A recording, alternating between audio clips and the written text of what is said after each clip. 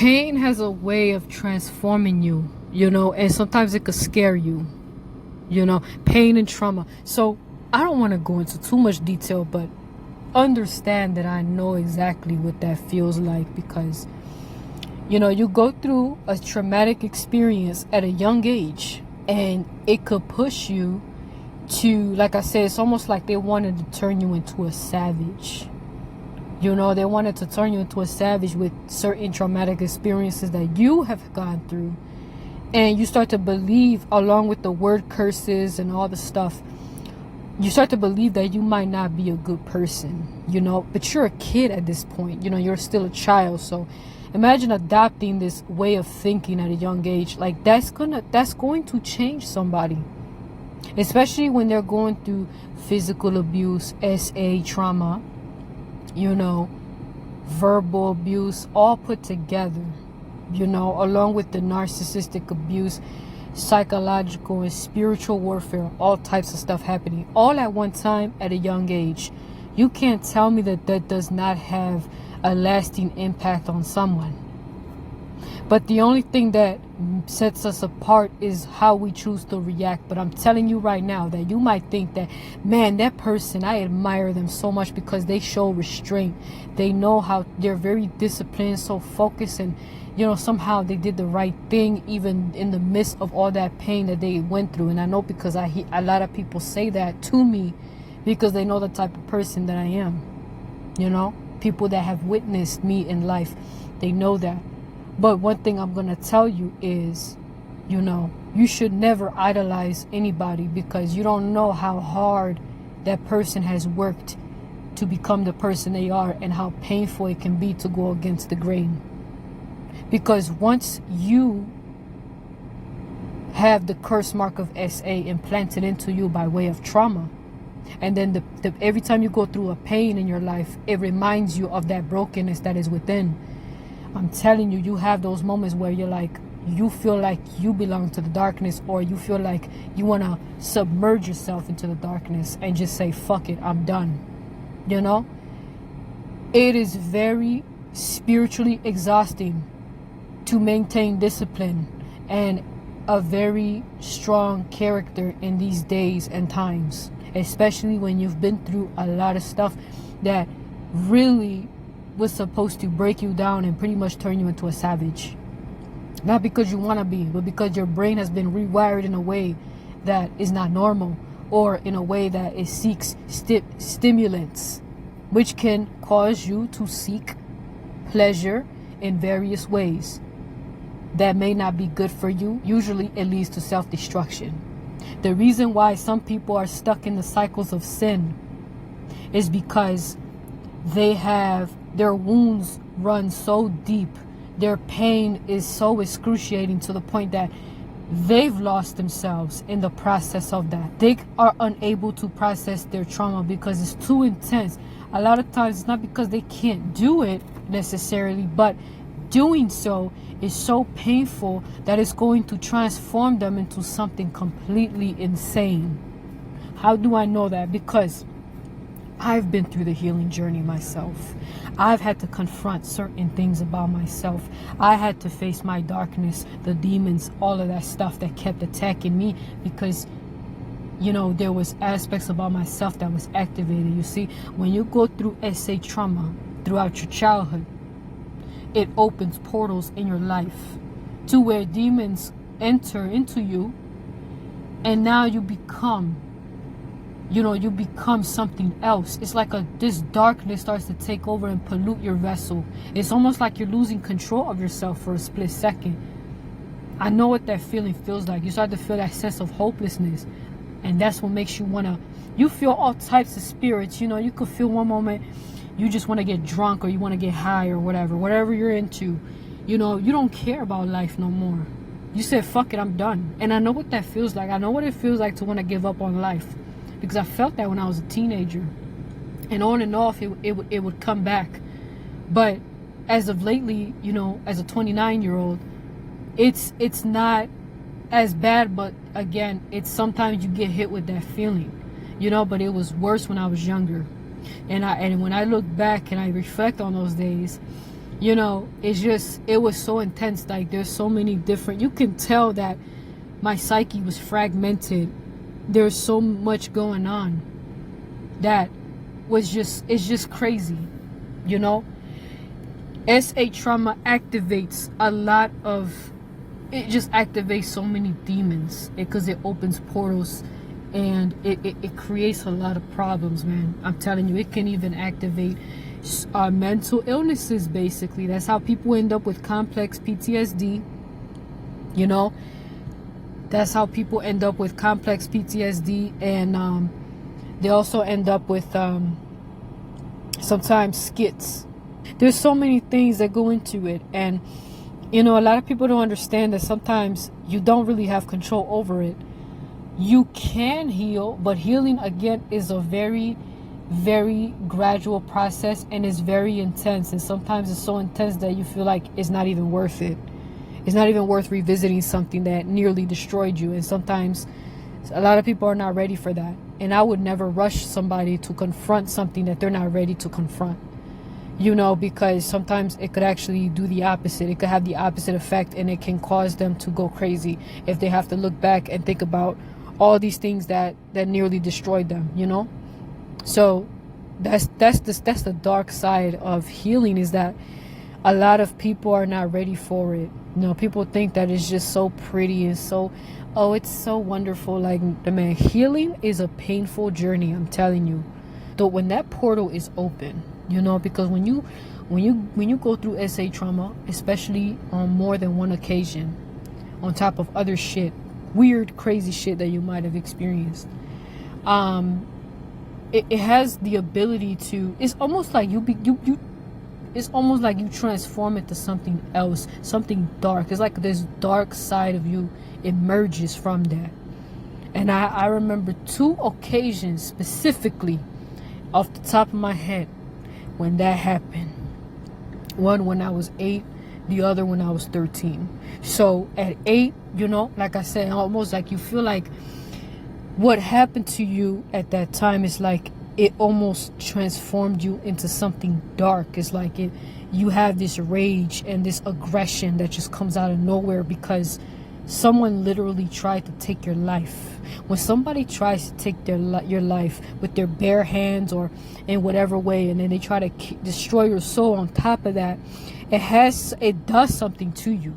It makes you aggressive. It makes you full of rage. It makes you think about stuff, you know. It makes you, like I said, it brings that darkness out of you, because now what they did is they implanted their darkness onto you through their abuse, and you were just a child. You were an 8-year-old, you know.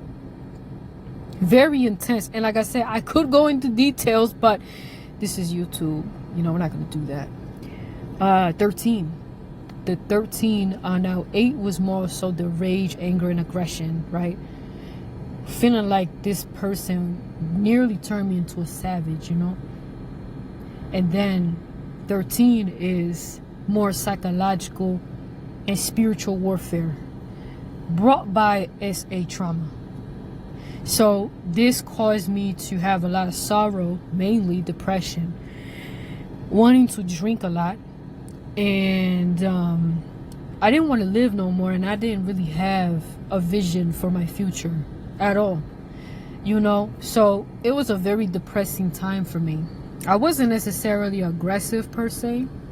I pretty much handled my aggression. I still had to deal with my anger in some way. I had my form of anger management, which was the gym and cardio, the boxing gym.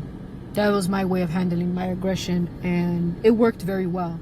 It really did. It was great, because you are too tired to be angry at that point. So that helped me a lot. That's why I was in tip-top shape, and I still continue to be in tip-top shape, because that is how I deal with that.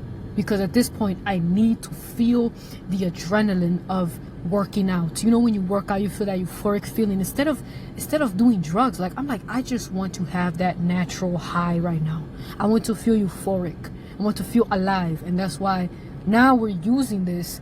Well, we were supposed to be addicted to substances, right? Or drinking. But no, instead of that, I'm going to make myself addicted to things that are good for me. Like working out, it gives you that sense of accomplishment, and you just feel so powerful and strong, like you can just, overtake anything that tries to bring you down. You feel like you're in control of your own body and mind, and that's the beauty of physical fitness.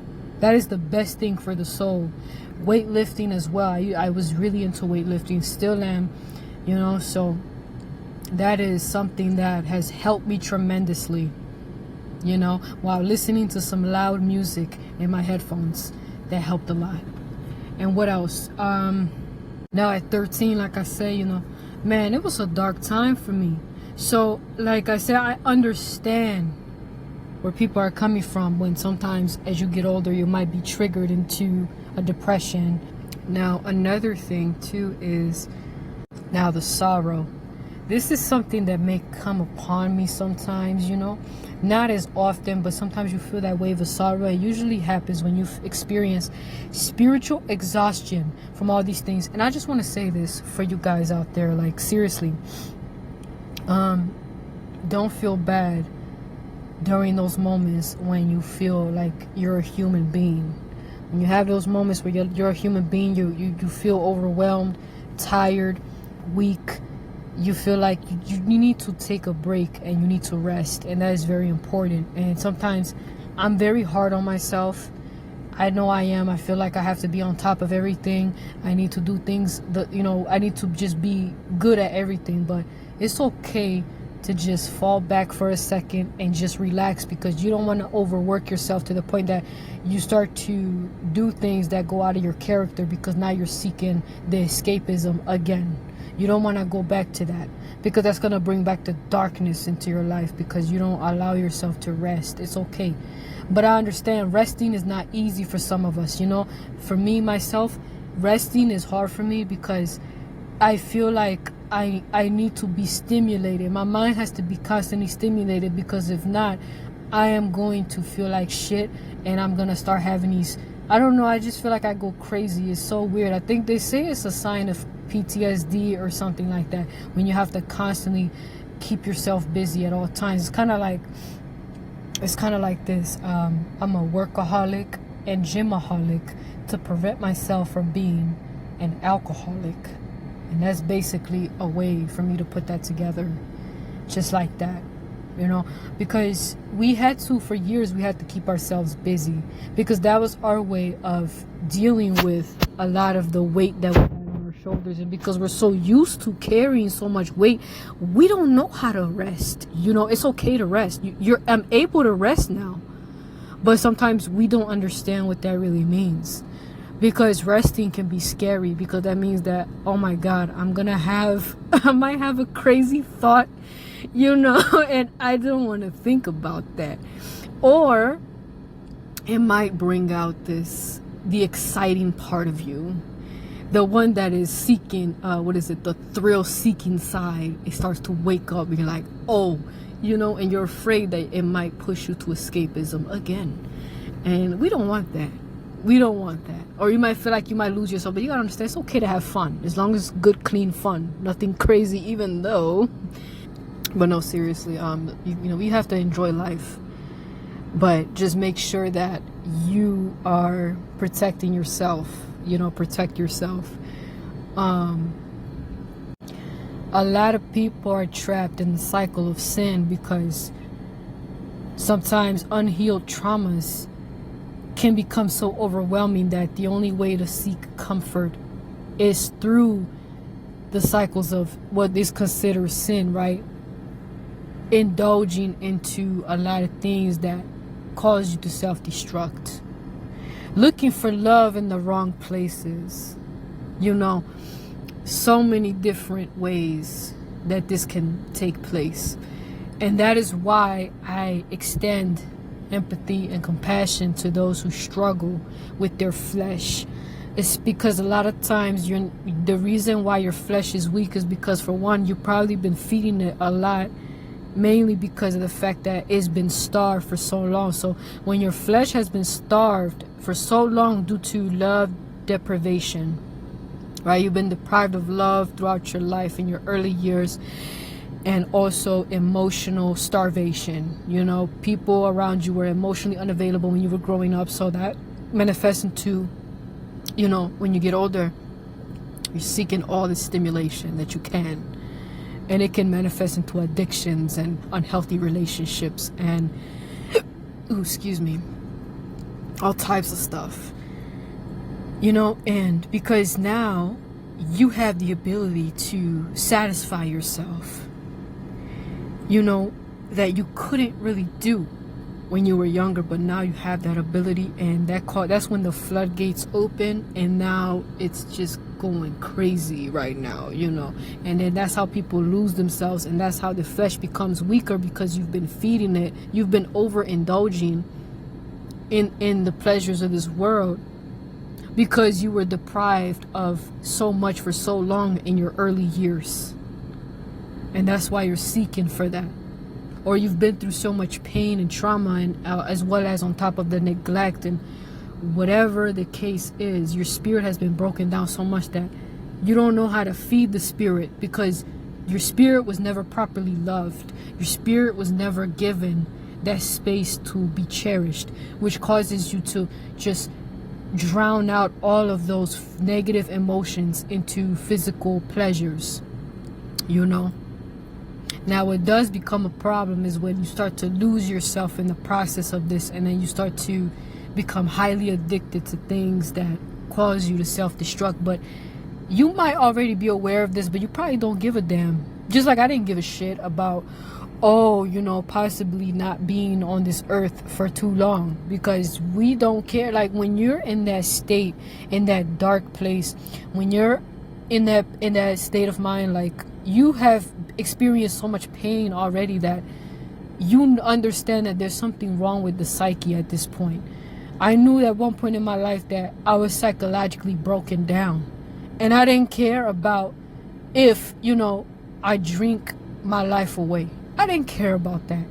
You know, I really did not care, because at that point I already felt spiritually dead. And when a person feels spiritually dead, what makes you think that they're going to be seeking to restore it? What makes you think they're going to be seeking God to help them bring back that spirit and bring it back to life? It doesn't happen. Like, I mean, it could, but it's like, most of the time, you know, just talking as a human being right now, you know, it's not something that just comes overnight, you know.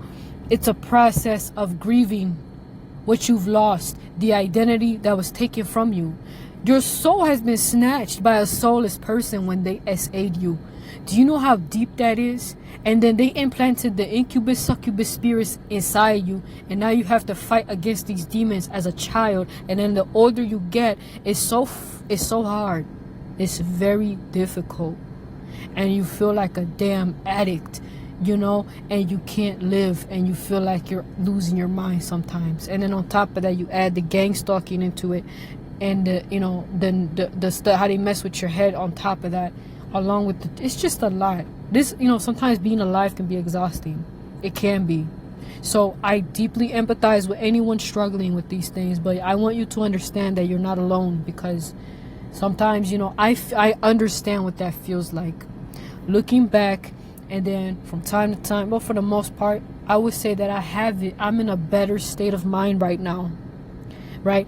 But sometimes we get hit with certain attacks from dreams, nightmares, or sometimes it just comes upon us, that wave of sorrow, or maybe a little bit of irritation. You know, these are mental and psychological attacks against you. And, you know, especially when you reach higher and higher in this spiritual and personal growth, you're going to constantly be tested. There's times in my life where I'm reminded of what broke me down. And there's also a little bit of that light that allows me to continue on. And with the light that I'm talking about, it's not just God's love. That's a big one.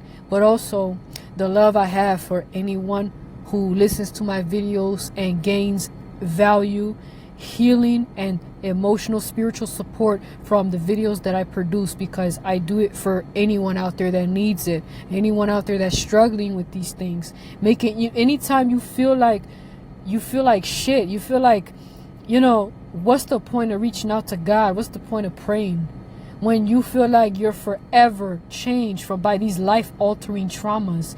All these traumas and pain is so severe. I don't think people understand it unless they're a survivor themselves. So that's why I produce these videos, because it's coming from a survivor like myself. I speak from the spirit, from the heart, you know, as a broken person, my damn self. Somebody that, again, they'll label me a broken person, but in actuality, I'm actually a very resilient person, because I am constantly battling against so many different forces. And every time I turn down the opportunities that they sent my way for me to destroy myself, I reject it for the most part, you know.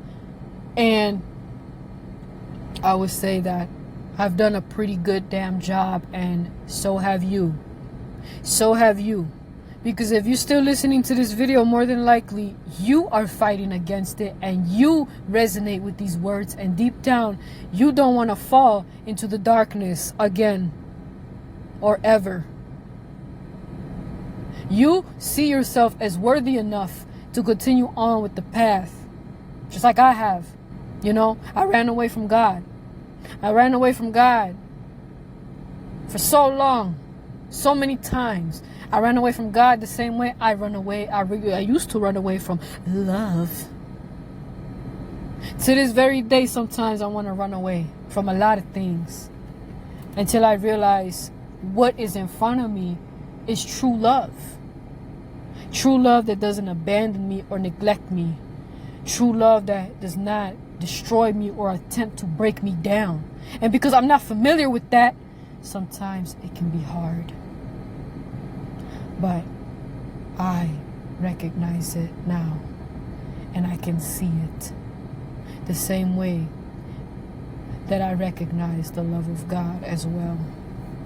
But because we don't know what love was in the beginning, it can be a very confusing journey for a lot of us. But understand that the love I provide in these videos is very real, and I feel it, because I know there's a lot of people out there.